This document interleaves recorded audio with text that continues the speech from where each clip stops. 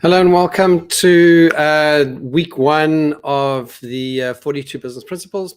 Last week we did an introduction of the 42 Business Principle training course, which today starts with principle number one. And I'd like to welcome you to a journey. So a journey of 42 business principles. Many of them might sound obvious to you, but I think in today's environment, one has to really think through how these principles apply in today's world. Now, so much has happened, and it's become cliche in terms of all the stuff that's been going on around us, and so on. But what has fundamentally changed is the way that we engage and communicate with our clients and customers.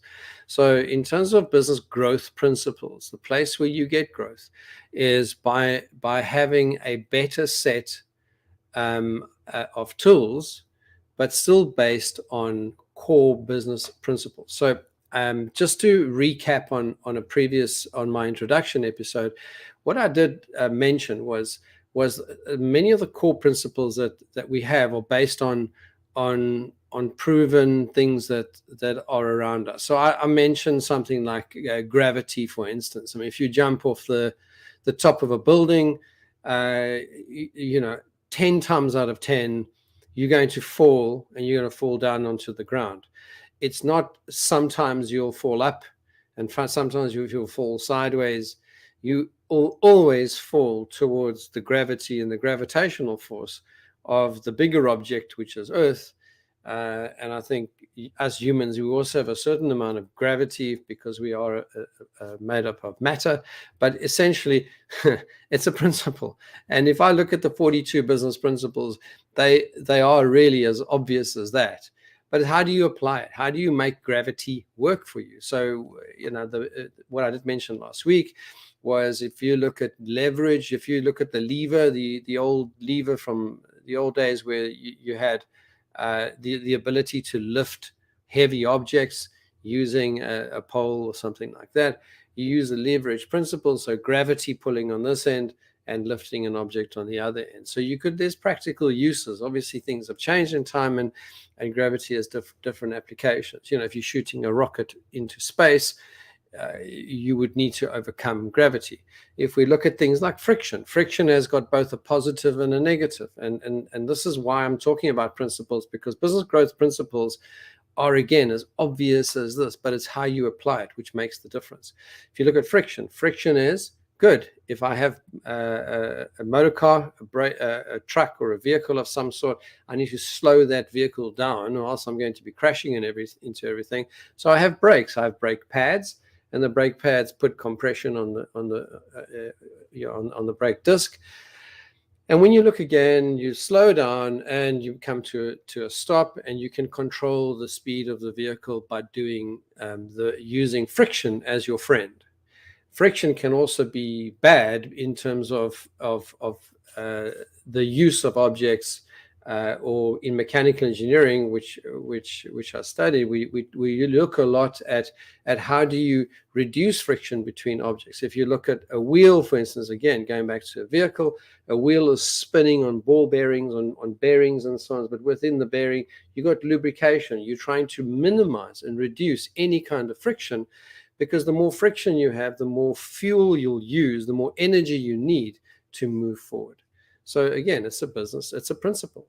So you either work with the principle, or you work against it, or you make it work for you.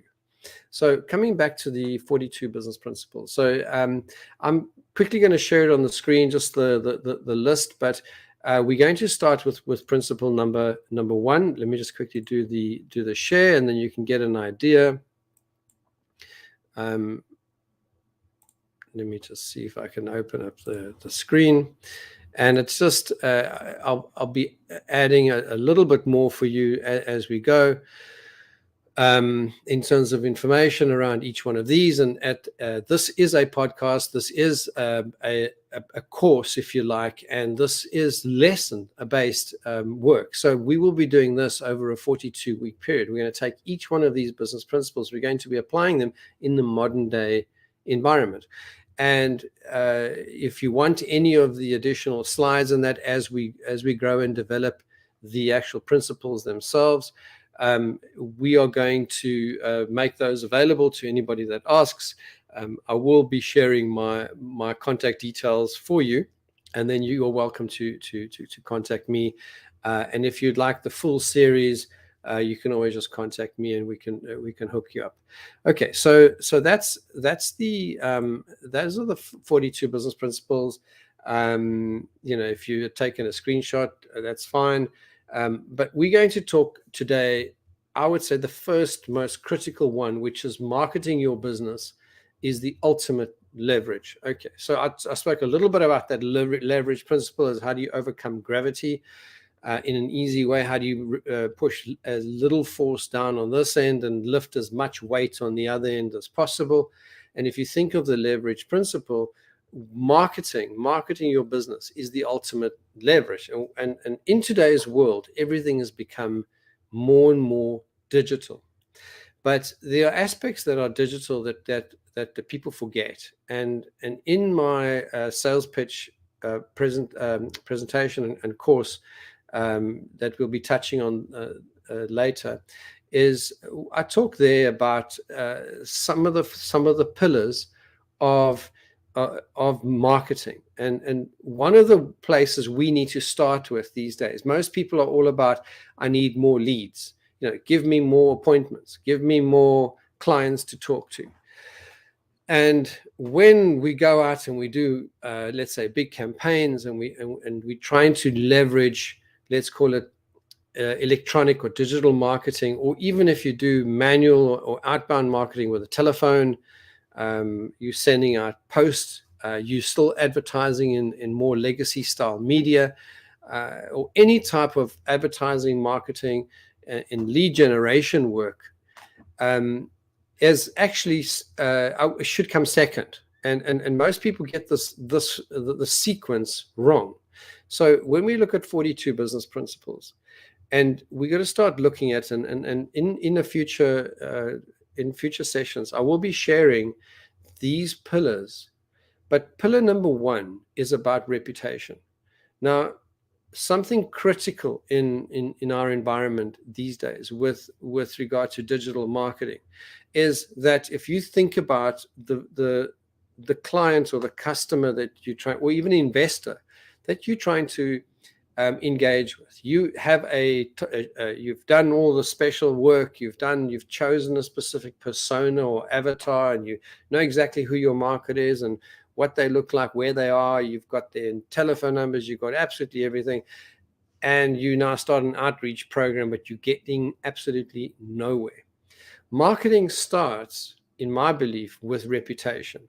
Now, in the old days, if you like, 20, 30, 40, 50 years ago, how do you build a good reputation? It's by delivering good services, delivering a good product, being reachable, being personable, doing one-to-one relationship. The volume of interactions we could have, let's say 20, 30, 40 years ago, even when I started my career 30 years ago, if I just think about, I used an A to Z map book to make appointments. I would have to drive all the way to my office where there was a telephone. There weren't telephones everywhere. I'd have to then pick up the phone, have phone blocks and set appointments, and then get into my car, take my map book, and try and find these addresses the next day or the next week when I set the appointments. And then if I get to the appointment, there's a no-show, it would just be a waste of time and fuel and so on. But it was quite clunky, and it was very much a manual sort of process. Today, when we're looking at lead generation, when I look at the way a customer experiences sort of the buying process, and we've got to think more about the buying process of a customer as opposed to, or a client or an investor.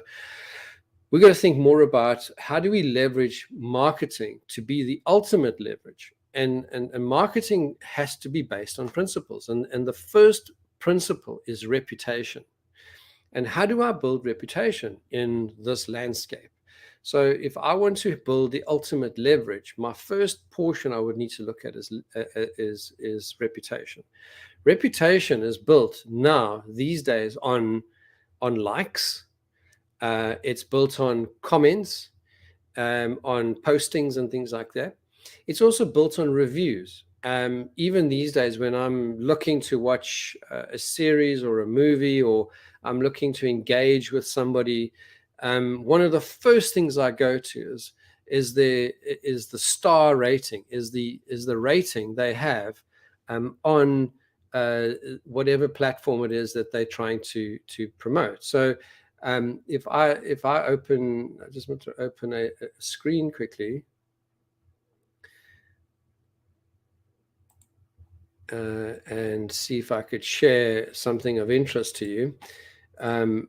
If I look at the visibility of reputation, I'm going to share the screen. Just let me open that. It's just a quick slide. And what's interesting, if you have a look at, if I would say, which business would you choose? This business has got a 5-star rating, but it's only 4 people have rated this business. Or you could have a 4.2 rating, but there are 392 people have rated this business. Which business would you choose? Now, this is the experience that our clients and customers are going through. So this, as also, if you have a look here, we've got response from owner. We're sorry it happened. We want to make it right. Can you see there's an engagement there, as opposed to this one has no response. Although there's 392 reviews. Again, which business would you choose? Reviews today make or break your business.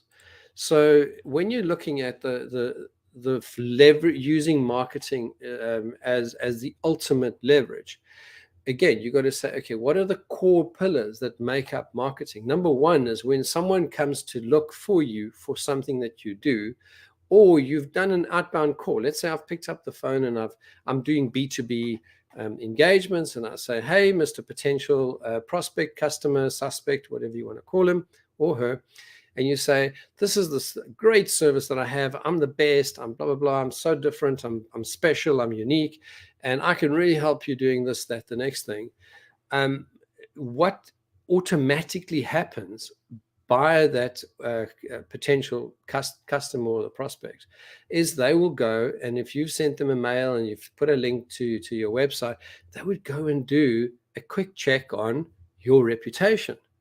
Now, you could make 100 appointments, but you could have a big problem around people engaging with you, because by the time you get to seeing that person and they've gone to the trouble of actually looking you up briefly, I mean, I'm just talking about a snapshot. I mean, this is just quickly doing a search, looking up your company. And if you don't have a decent review, your marketing is already not going to work. So number one is reputation. Number two is, if I look at using marketing, the second core pillar is, how well am I treating my existing customers? Because my existing customers or investors or clients, and I use those words interchangeably, but how well am I looking after my existing client base? Do I have at least a sequence or an automated way in which I'm re-engaging them in a sequenced fashion? And again, it comes down to using marketing as the ultimate leverage, as a core principle. And marketing, like I said, has got these different pillars, and these are the 4 pillars I'm going to share with you now. Number one, reputation. Number two, how well am I treating my existing clients? Because my existing clients will be the ones who do what? Leave reviews.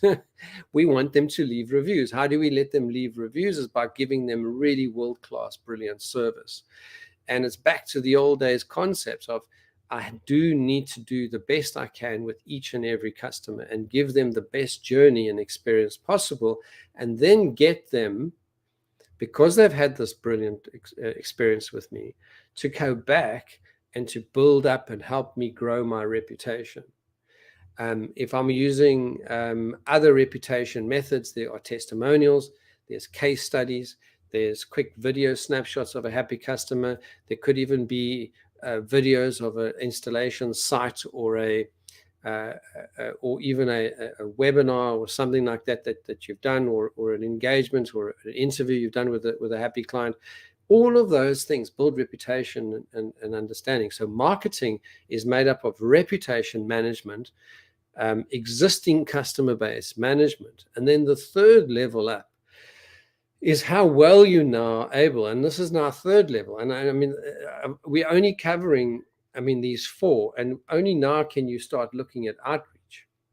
If you're a new business, there are other ways to deal with this, and we can cover that at a future session. But today I just want to go and say, if you've got an existing business, and again, it's more about services businesses than anything else, because we do focus on mergers and acquisition entities, private equity firms, and investment-based businesses, family offices, high net worth individuals, and especially the post-merger integration or post-acquisition integration practitioners, boutique firms, and so on. But this applies to any professional service business, any business selling services. So to recap, reputation, huge. Next level up, delivering magnificent world-class service. Next level up. Next level up, the third one is when I do my outreach, what am I doing? I'm going to use and leverage again my first two, because when I reach out to new clients and customers, I use testimonials, I use case studies, and I rely heavily on my reputation management and making sure that when I send out any kind of lead generation mechanism, that I'm using what we call social proof. Now, social proof, unfortunately, these days we spend more time online. We don't spend that much time out and meeting and greeting people, having those events that like we used to do, which were critical to even our mental health to a great extent. But that's just the way the world goes. But when you go and target, you need a good reputation. You need referenceability from happy customers and clients. And then you can go out and do proper outreach campaigns. And then we use that as leverage. And marketing then becomes a lot easier. And then the fourth level, which most people leave out and forget, is when we go out and do outreach and marketing. These days, the buying cycles and the length of time that it takes for clients to buy have increased significantly. So decision-making times are longer. There's probably too much information. There's an information overload, if you like, and it really is just using your common sense in terms of how do people really work in behavioral psychology, if you like. How do people really work in their minds? And there's a really great book, and I'd really encourage you to read it. It's a book by a guy by the name of Daniel Kahneman. It's called Thinking Fast and Slow. It's a really tough read, but I can tell you it's well worth grinding through it, because it's got the most magnificent examples and studies around human psychology and behavioral psychology and so on. But the core concept here is when you do your first outreach, you might only be planting a seed. You might only be discussing something that they may be thinking about and so on. But what generally tends to happen is, because information is so freely available, people are always looking at second or third or fourth quotes. It's like you would walk into, again, I use my motor vehicle analogy. I walk into a store that sells motorcar tires. I need brand new tires for my vehicle. I'll go in there and I'll say, can you provide me with a quotation, please? And they'll provide me the quotation. They might even print it nicely, and the salesperson might be absolutely brilliant. What I do is as I walk out the door with a quotation, I'm immediately on Google or any of the social channels, and I'm now finding alternatives to compare that quotation to. So when we're looking at marketing as the ultimate leverage in the modern world, reputation management, that's where everything starts. What is your reputation online? Because that's the only reference that people really have to go and see whether you are legitimate, you are good at what you do, and what other people say. What is the visibility reputation wise? Level up is what kind of testimonials, reviews, have you responded to any complaints, that kind of thing. As I mentioned, if you go one level up, when you're doing your outreach, you're doing it in such a fashion that you are starting engaging conversations, and it's not this hard 80s style sort of put my foot in the door and force my way in. It is educational, it is consultative, it is problem solving. And the fourth element, when I from cold outreach, the fourth element that you do need to take maximum care of is what we call retargeting. And that is making sure that you are visible in multiple platforms. So people get this completely confused and all the way wrong. They think they're going to first go out and generate leads, then maybe think about reputation if they do. Maybe the second part is just making sure their customers are reasonably happy. And then 2 out of 4, they score reasonably well, let's say, and they run a nice little practice or business, and that's where they hit the ceiling. If you ever want to scale or grow, or even just make sure that you can run a sustainable business, you need to say reputation is absolutely critical. That's the number one thing I need to be concentrating on. Number 2, I need to concentrate on is making sure I deliver world-class to my investors, to my clients, my customers, my world-class delivery. In other words, you need to have a proper system, process, feedback, client management, or what we call the whole customer service kind of thing. And then third level up is how do I approach my clients? Am I consultative or am I hardcore? And all of the pillars, they sort of stack up on each other. And then right at the top is when they do the invariable Google search or social media search for alternatives, that if you're not retargeting your audience, in other words, you're not visible again in the retarget. In other words, let's say they do a search and they go onto YouTube, and you don't have a few YouTube videos and maybe an ad or something like that, and you haven't retargeted your audience, and your ad doesn't pop up in front of them, but a competitor ad pops up, the natural tendency is to go and follow that route. And then the potential customer or the prospect goes down that rabbit hole. And when they look again, they've been drawn into a sales funnel, and that person has now got the opportunity. You've started the process, but someone else has got the sale. What you want to do is the fourth element, and this is critical if you want to have marketing as your ultimate leverage, and that's making sure that you appear on every single possible social media platform.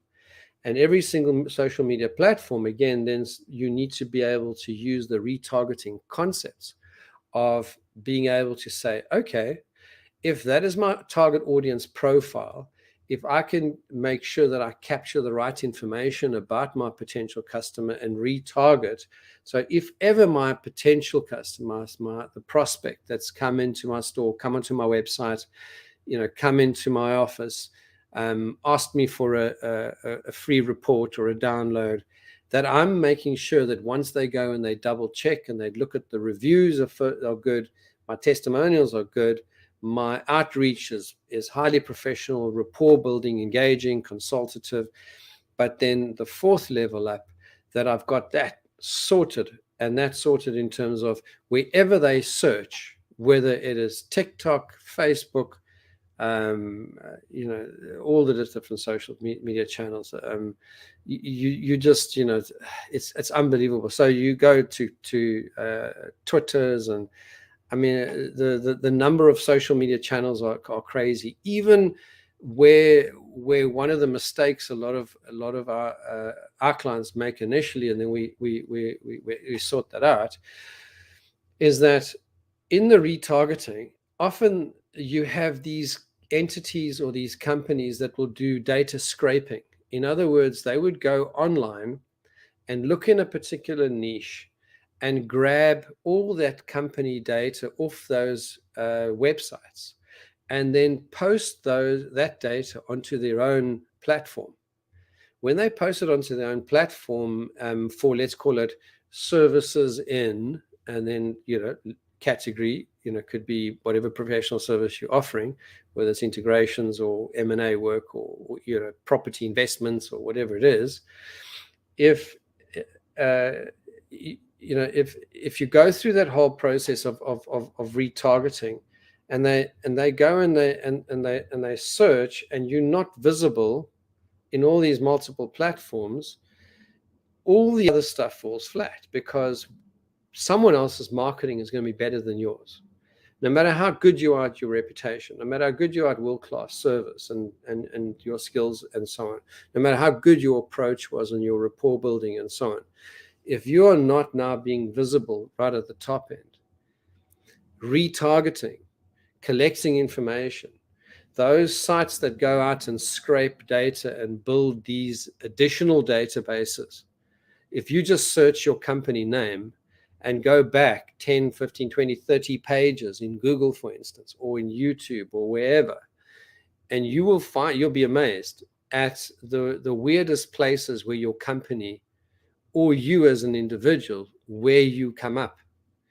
And when you're looking at retargeting, and you haven't taken care of all those weird places, that you haven't taken ownership of those profiles, and either if they're not correctly done, you need to get hold of those companies and get them down, or you need to take ownership of those profiles and get them rewritten properly, so that your entire message across the entire internet universe or the entire social media universe all correlates to your message and who you are as a company.